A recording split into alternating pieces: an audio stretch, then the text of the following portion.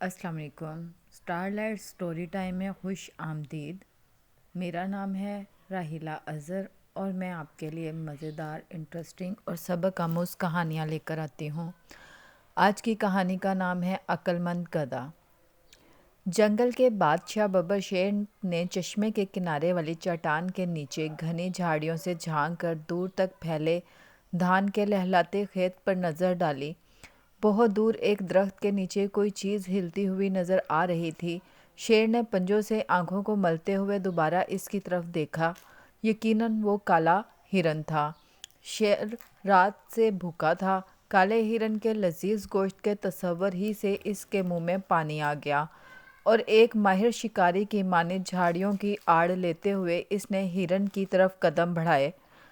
दूसरी तरफ बांसों के झुंड में एक चीता भी हिरन पर नजरें जमाए हुए था। भूख से इसके पेट में भी चूहे दौड़ रहे थे। चीते ने भी हिरन की तरफ बढ़ना शुरू किया। हिरन दोनों तरफ से बढ़ते हुए खतरों से बेखबर नरम नरम घास खाने में मशगूल था। कभी कभी वो अपने बादाम जैसी आंखें घुमाकर इधर उधर देखता और फिर घास खाने लगता। जानवर खतरे की बू सूंघ लेते हैं। हिरन की बेचैनी आंखें जाहिर कर रही थी कि इसने खतरे की बू सूंघ ली है। इसने कान खड़े करके गर्दन घुमाकर चश्मे की तरफ देखा जहां मैदान में रिछ के दो बच्चे खेल रहे थे। अभी हिरन पहाड़ की तरफ रुख करने का सोच ही रहा था कि मशरिक और जनूब से शेर और चीते ने झाड़ियों से छलांग लगाकर दोनों तीर की तरह हिरन की तरफ लपके। हिरन लंबी लंबी छलांगें मारता हुआ पहाड़ों की तरफ भागा।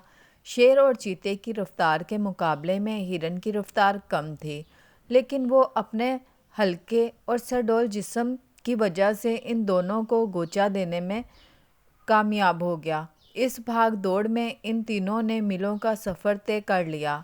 आखिरकार हिरन एक चट्टान पर चढ़ गया जो इतनी ऊंची थी कि इस पर शेर और चीता नहीं चढ़ सकते थे।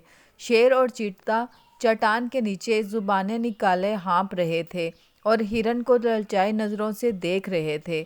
जब सांसें दुरुस्त हुई तो शेर ने कहा, यह मेरा शिकार है, पहले मैंने देखा था। चीते ने गुस्से से जवाब दिया, ये मेरा शिकार है, पहले मैंने इसे देखा था।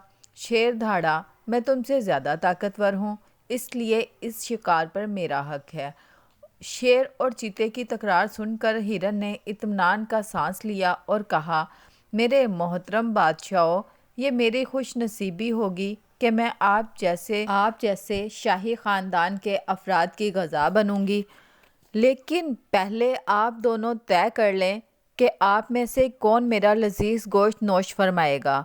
शेर और चीता दोबारा तकरार करने लगे। इसी दौरान उधर से एक गधे का गुजर हुआ तो हिरन ने झट से मशवरा दिया, मेरे ख्याल से आप दोनों इस सिलसिले में गधे साहब से मशवरा ले लें। शेर ने कहा, चलो मुझे मंजूर है, वक्त पड़ने पर गधे को भी बाप बनाना पड़ता है। चीते ने गधे को हुक्म दिया, ओ गधे इधर आ। गधा पहले तो डरा कि कहीं ये दोनों इसे ही हड़प ना कर लें।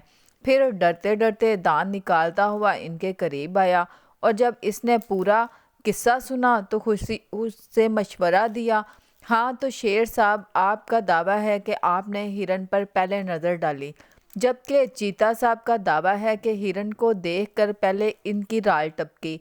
क्योंकि यहाँ कोई गवाह नहीं, इसलिए मेरा मशवरा है कि आप दोनों अपनी अपनी जगह तशरीफ़ ले जाएं और जब मैं डिचकूं डिचकूं रिंकना शुरू करूं तो आप दोनों दौड़ना शुरू कर दें। जो भी पहले यहाँ पहुँच जाएगा वही हिरन को नोश फरमाएगा और इसका हकदार होगा। शेर और चीता भूख से बेताब थे, लेकिन दोनों को अपनी तेज़ रफ्तारी पर नाज था, इसलिए उन्होंने गधे की तजवीज़ मान ली और ये तय हुआ कि दोनों अपनी अपनी जगह लौट जाएंगे। इस दौरान हिरन साहब चट्टान से उतरकर नहा धोकर इनमें से एक की खुराक बनने के लिए मैदान में खड़े हो जाएंगे। शेर और चीता अपनी अपनी जगह वापस चले गए। जब काफ़ी देर तक गधे के रींकने की आवाज़ ना आई तो दोनों का माथा ठनका। पहले तो उन्होंने एक दूसरे को घूरा, फिर चट्टान की तरफ दौड़ना शुरू किया। जब वो चट्टान के नज़दीक पहुँचे तो देखा वहाँ चारों तरफ सन्नाटा था। ہرن کا کہیں پتہ نہ تھا اور گدھا بھی غائب تھا۔ شیر نے غصے سے چیخ کر کہا، اس گدھے کے بچے نے ہمیں دھوکہ دیا۔ چیتے نے سر جھکا کر افسوس سے کہا، شیر صاحب، گدھا وہ نہیں، گدھے تو دراصل ہم دونوں ہیں۔ تو آپ کو یہ کہانی کیسی لگی؟ کیا آپ مزید کہانیاں سننا چاہیں گے؟